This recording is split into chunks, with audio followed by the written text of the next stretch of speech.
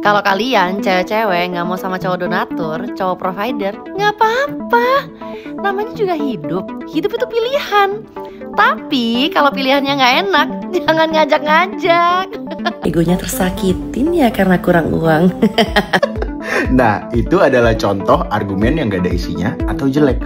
Michelle, sini gue ajarin gimana cara berargumen dengan baik. Jadi baru-baru ini ramai perdebatan soal kalimat selain donatur dilarang ngatur. Dimana perdebatan ini tuh awalnya ada seorang influencer perempuan yang bilang kalau cowok yang sinis dengan kalimat tersebut itu adalah cowok yang gak mampu. Nah tapi, video ini pun di-stitch gitu ya, atau dibalas sama seorang influencer cowok yang ngebantah pernyataan ini ditambah dengan beberapa penelitian untuk mendukung argumen si cowok ini. Jadi intinya, si cewek ini nganggep kalau cowok yang gak terima dengan kalimat tersebut itu adalah cowok yang gak mampu. Sedangkan si cowok ini bilang kalau kenyataannya gak seperti itu, karena hubungan cinta itu lebih terikat pada pilar emosional, bukan cuma sekedar masalah finansial. Sebenarnya kalimat selain donatur dilarang ngatur ini udah ada dari lama, dimana banyak perempuan yang mengutarakan kalimat ini sebagai sindiran kepada orang-orang, khususnya cowok yang merasa berhak memberikan pendapat atau mengatur keputusan seseorang, terutama dalam hal gaya hidup, penampilan, minat tertentu, yang padahal mereka itu nggak ada kontribusi apapun secara langsung. Misalnya, ketika ada perempuan yang memilih untuk bekerja, berpakaian dengan gaya tertentu, atau suka dengan suatu kegiatan, seringkali ada orang yang coba untuk ngontrol atau ngekritik diri dia, padahal mereka yang ngasih pendapat itu tuh nggak punya peran atau kontribusi langsung dalam kehidupan orang yang dikomentarin. Nah, kalimat ini akhirnya jadi semacam tameng gitu ya, untuk nunjukin kalau hak untuk mengatur atau mengomentari pilihan seseorang itu harusnya datang dari orang-orang yang benar punya kontribusi finansial, bukan yang bisanya cuma ngekritik doang. Dan biasanya, kalimat-kalimat materialistis ini tuh didukung dengan kata realistis, dimana kata realistis ini tuh sebagai penguat kalau hubungan finansial itu adalah aspek penting dalam kehidupan. Dan kata realistis ini pun digunakan untuk menekankan kalau dalam menjalani hubungan, faktor ekonomi itu nggak bisa diabaikan, karena ini berhubungan langsung sama kualitas hidup, kestabilan, dan juga masa depan. Sebenarnya memang kalau kita berbicara soal realistis, masalah finansial memang ada kaitannya dalam hubungan, apalagi ke jenjang yang lebih serius. Karena kita nggak bisa nih cuma manfaatin pilar emosional untuk memenuhi kebutuhan kita sehari-hari sama pasangan, tapi juga butuh aspek finansial. Jadi kalau konteksnya adalah hubungan yang serius atau dengan kata lain pernikahan, aspek materialistis itu memang menjadi bagian penting untuk pertahanin hubungan yang ada. Tapi jadi masalah di sini adalah, apakah kalimat selain donatur dilarang ngatur itu beneran layak diterapkan, atau justru prinsip ini malah merusak hubungan? Nah, makanya di video kali ini, gue mau bahas apakah transaksionalitas itu bisa dijadikan standar dalam menjalani hubungan. So, disimak sampai habis.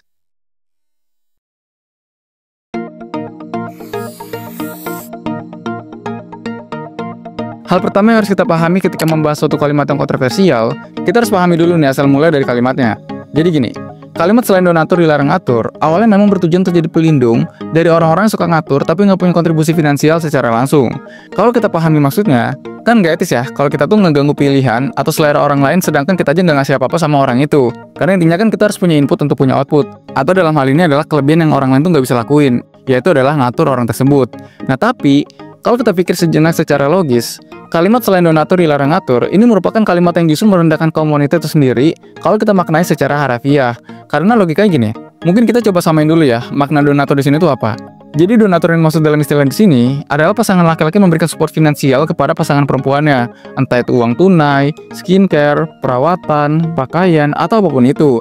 Intinya konsep donatur yang maksud di sini itu adalah laki-laki memberikan aspek materialisme kepada pasangan perempuannya.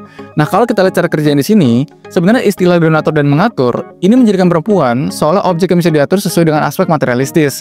Dimana menurut istilah ini, perempuan itu bisa diatur kalau memang ada feedback materialistis kepada diri dia. Pertanyaannya, apakah hal ini sama dengan realistis?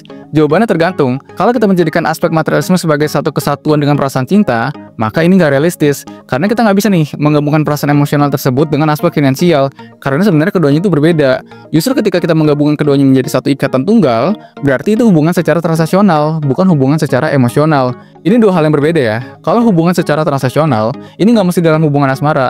Karena hubungan antara pelanggan dan penjual di pasar pun ya, itu termasuk hubungan transaksional.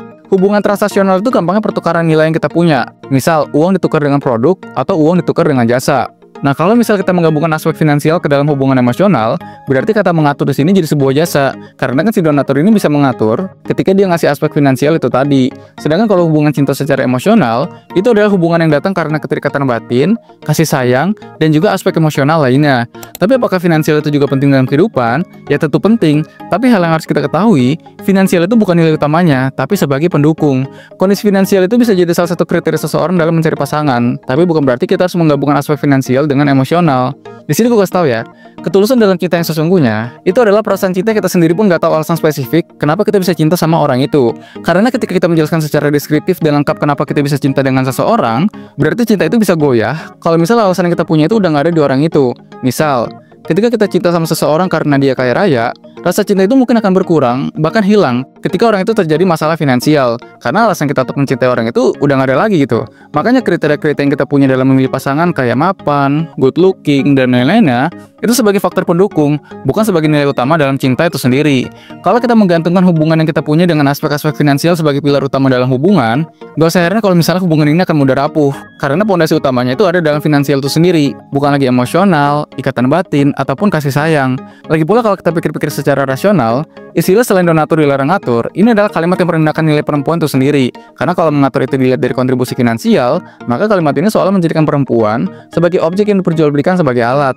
Istilah ini tuh seolah mengobjektifikasikan perempuan, seolah kalau orang yang bisa ngatur diri dia, itu khusus untuk orang-orang yang punya kontribusi finansial kepada dia.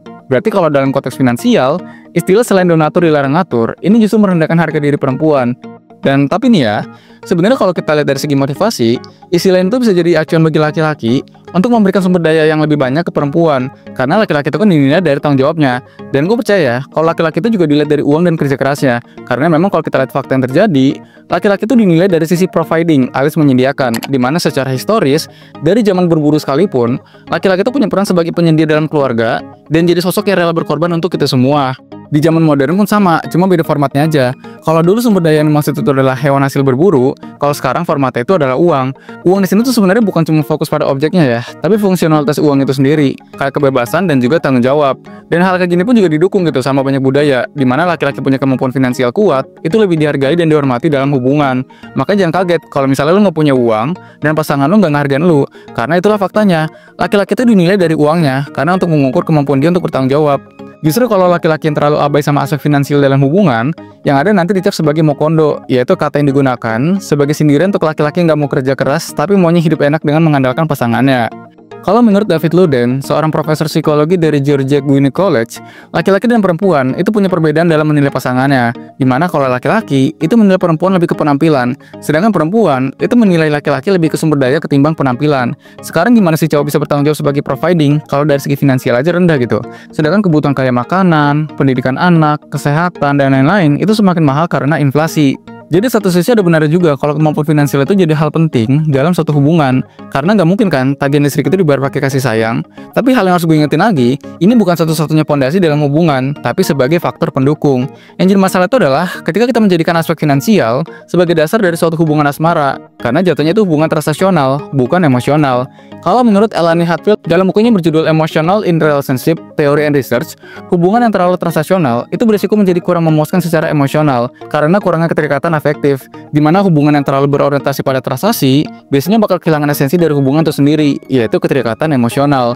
Karena ketika hubungan emosional itu diukur berdasarkan untung dan rugi, hubungan ini akan fokus sama apa yang didapatkan, bukan apa yang dirasakan. Padahal kalau menurut Hatfield, hubungan yang sehat itu didasarkan pada keseimbangan antara komitmen emosional dan juga timbal balik yang alami, bukan sekedar hitung-hitungan materi.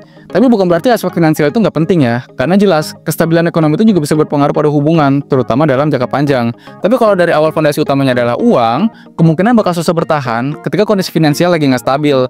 Jadi walaupun finansial itu penting, bahkan sangat penting, tetap aja ini cuma jadi satu pilar dalam hubungan, karena kita juga butuh aspek emosional dan komunikasi yang sama pentingnya.